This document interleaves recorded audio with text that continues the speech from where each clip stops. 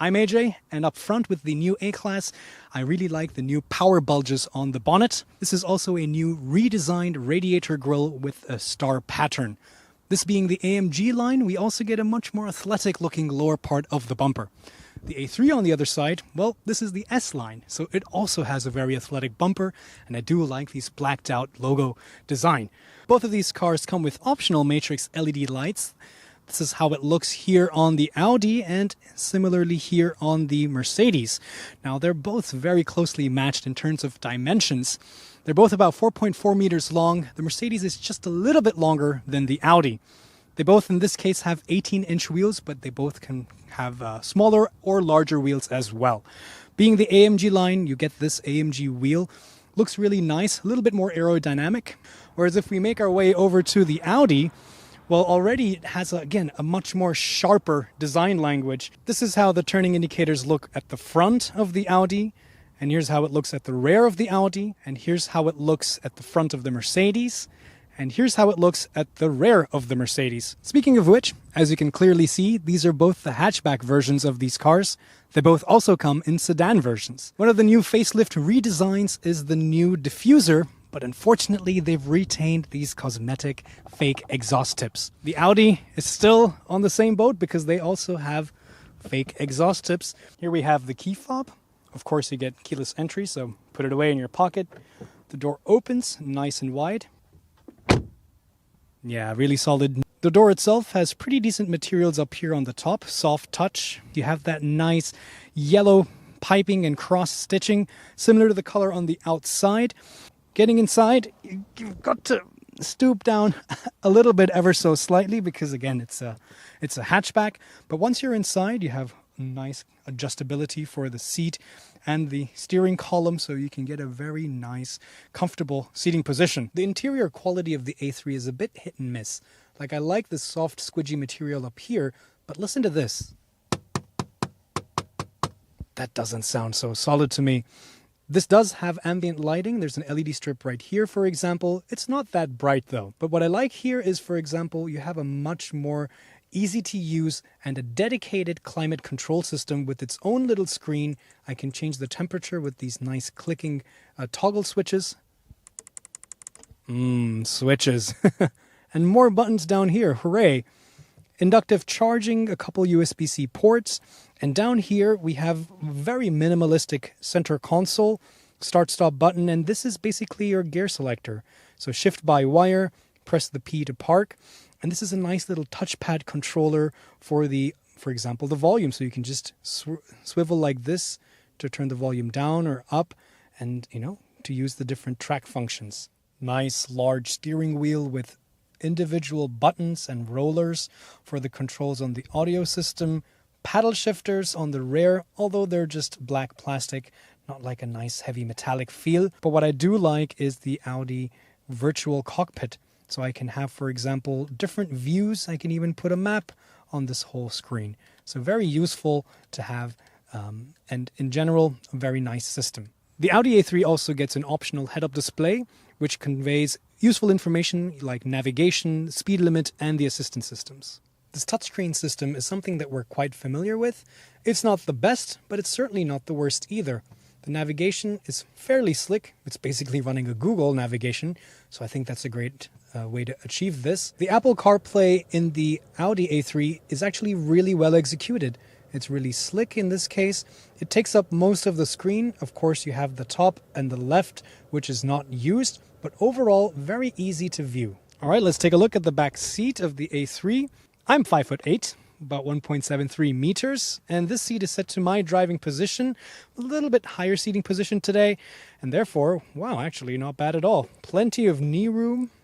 The middle seat is actually not as bad as I was expecting it to be, but good news is at least I have air conditioning vents.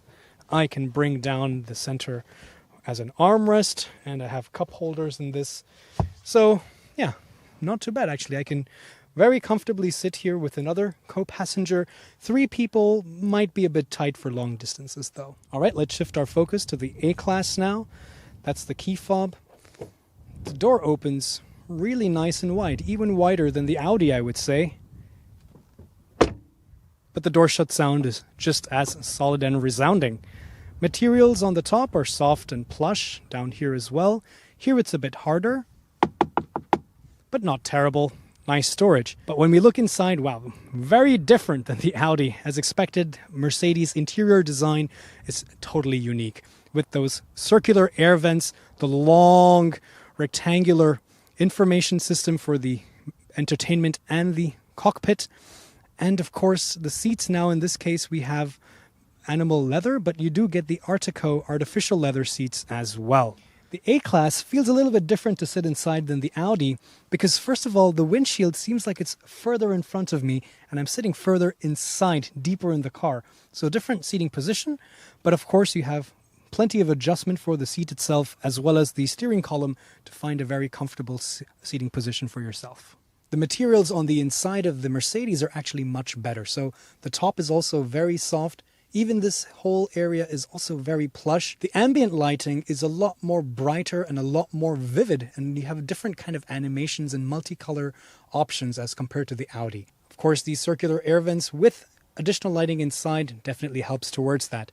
However, what I'm not so happy with is this climate control module. I'm glad that it at least exists, unlike in the C-Class now, which is all part of the touchscreen, but there's no screen associated with these functions. So if I'm clicking the temperature to go down or up, well, I have to look at this screen to see what that temperature is. And if I have, for example, the reversing camera, I can't see the temperature anymore. So it's a little bit hit and miss. I'm glad that there are buttons, but I wish there was also a screen to display the numbers. But down here, you have an inductive phone charger, you have a couple USB ports and beverage holders, and a very simplified center console because, of course, being a Mercedes, you don't have your gear selector here. You have a small roller for the volume control to jump directly to the different driving modes here. The display itself is not the largest. It looks like it's a great large display, but the bezels are quite large in this case. But again, much better 360-degree view. In fact, our Audi doesn't have that option selected. This does, but this is definitely much better. The infotainment system in general is a bit hit and miss as well, because in the main menu, there's so much empty space that's being wasted. In the navigation, it gets better because you get a little bit of information about the music that you're listening to and your phone, but I think there should have been a bigger screen with more information. Here we can see the Apple CarPlay projection. Ooh, Michelle, should I read your messages? No, we're not going to do that. I like this steering wheel more than the Audi. There, I said it. Because the paddle shifters are nice and big. They also have the silver color. It feels a little bit more eventful to use them. And I know that people don't generally like the haptic buttons, but what Mercedes has done is provide these indentations and these ridges, and because you have 4 separate sections on these 2 spokes on either side, it's easy to identify, and again with muscular memory, which spoke does what kinds of functions. Virtual cockpit, however, I think objectively is more or less the same in terms of the functionality and the information that it provides. Also, lots of different customization possibilities, like having this navigation view. You can also put a more sporty view like this, which I don't personally prefer. You can optionally get a head-up display, but this particular press card doesn't have it equipped. All right, now the back of the A-Class. The door opens pretty wide, but the opening itself is, I would say, not as large. I feel like I'm sitting a little bit lower here than I was in the A-Class, in the A3. So I don't have that much under thigh support. And the bench is also a little bit narrow. It doesn't extend that far out.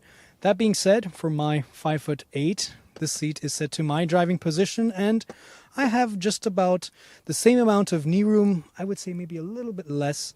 Feet also plenty of space to slide down under the front seat. The center bench, the center seat is actually just as comfortable. Air conditioning vents, so at least that's nice. And I do have a center armrest, which is also comfortable. Plus points for the A-Class because the beverage holders are not built into this. So this is a nice, soft, comfortable place for me to keep my elbow. And the beverage holders are actually over here, and I can close them away. So a little bit more comfortable for the side passengers. Let's take a look in the trunk of the A3. Very rectangular loading area, but as this 40 TFSI version stands, this is 325 liters of boot space. Not terrible.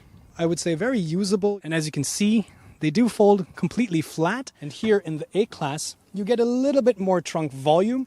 This is 350 liters. And again, because this is a little bit longer in body, this is definitely the more practical of the two trunks. And same, you also get a very flat loading area here. Both these cars come with petrol, diesel, and plug-in hybrid options. Here today we have the 250 4MATIC and the 4D TFSI. This is a 2-liter Turbo 4 petrol engine, which makes 224 horsepower, made it to a 8-speed dual-clutch transmission, and a on-demand part-time all-wheel drive system. The 4D TFSI is also a 2-liter turbocharged 4-cylinder petrol engine. In this case, makes 190 horsepower and is mated to a 7-speed dual-clutch transmission, but also has the Quattro on-demand, coupling-based, system-controlled, all-wheel drive system. But now we're on some nice little country roads, so let's go into the dynamic mode, put our foot down. Acceleration is decent, doesn't really throw you in the back of the seat kind of acceleration. Yeah, not so much. The engine sound is also pretty muted. It's not necessarily too sporty. Now this is not the S3 or the RS3. Oh boy, those cars are crazy. But this being the S-Line, I was maybe hoping for a little bit more punch. And this is the top 4D TFSI, right? So this should be a little bit more punchy. It's not terrible, it will definitely get the job done. But again, I think the main highlight in terms of being dynamic or in terms of being sporty comes again from the fact that the steering and the chassis are really, really well sorted out. So overall, I'm getting about 6.2, 6.3 liters for 100 kilometers, driving on the highway and driving on these country roads, which I think is a very respectable number. How does it compare? To be honest, the Audi was a little bit more dialed in terms of the steering feel. Here at dead center, there's quite a bit of slack. It's not very direct. It's not really connecting you.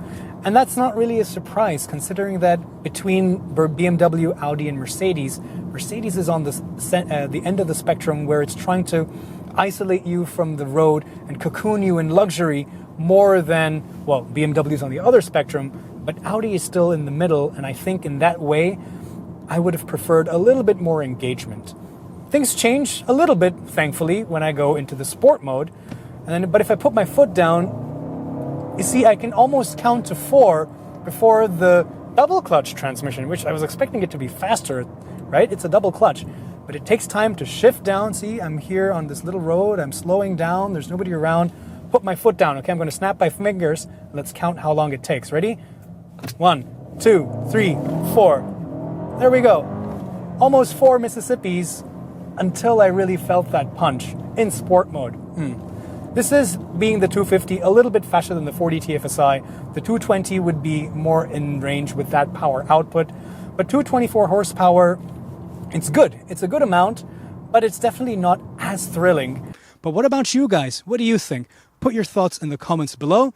And of course, check out some of these other videos down here if you liked our show.